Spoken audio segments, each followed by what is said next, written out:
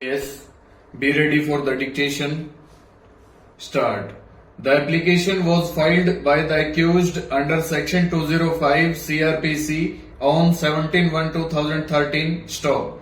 Thus, the application under Section 205 CRPC was filed prior to the appearance in the court, and the same would have very well been considered by the magistrate despite their appearance in the court after obtaining the pre-arrest bail stanza.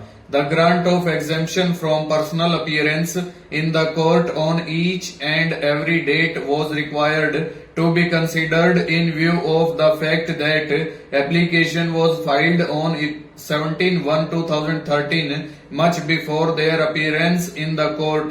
Stop.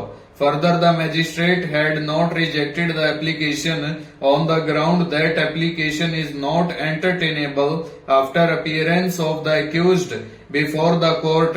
Stop. We thus are of the view that aforesaid ground given by the High Court for rejecting the application is unfounded. Stop. There is one more reason due to which the High Court's order cannot be sustained. Stanza.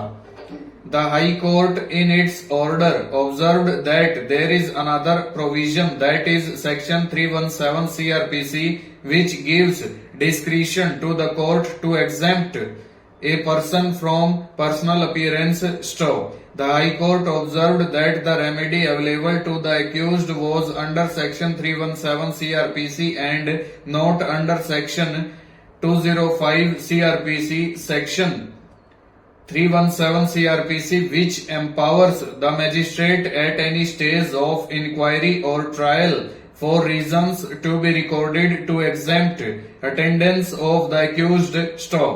The magistrate was not powerless to consider the prayer under Section 317 CRPC as per the view taken by the High Court.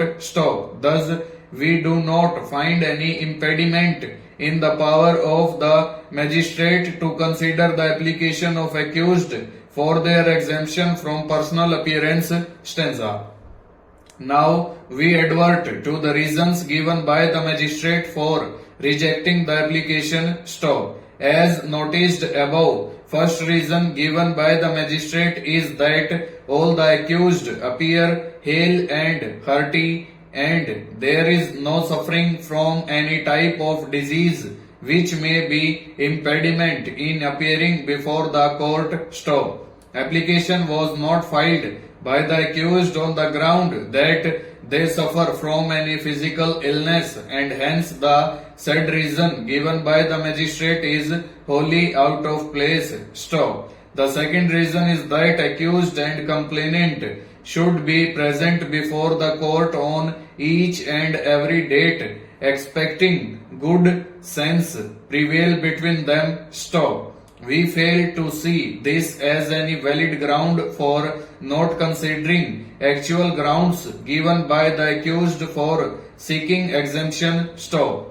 Third ground given was regarding conciliation, which requires the appearance of the accused desirable. Stanza. With regard to this ground, it is sufficient to notice that application under Section 482 CRPC was not filed by the husband Arnesh Kumar, whose pre-arrest bail was already rejected. Stop. The present appellants thus were not pressing application under Section 482 CRPC for Arnesh Kumar, the husband, who could have very well participated in the proceedings. Stop.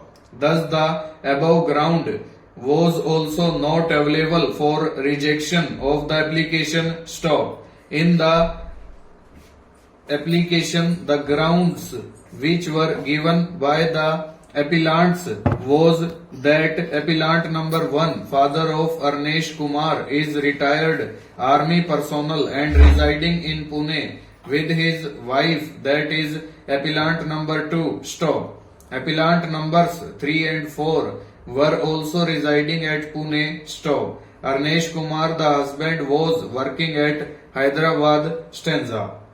The magistrate has not considered the grounds which were taken by the appellants for seeking exemption. Stop. It was on the record before the High Court that distance between residence of the accused and the place of trial at Patna is 1750 kilometers. Stop. It was further stated that appellant number 3, Ashok Kumar Yadav, was a businessman and running company in Pune, and appellant number 4 was a student of BCA in Pune. Full stop. Over.